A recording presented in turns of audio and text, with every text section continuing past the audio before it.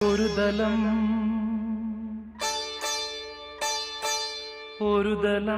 മാത്രം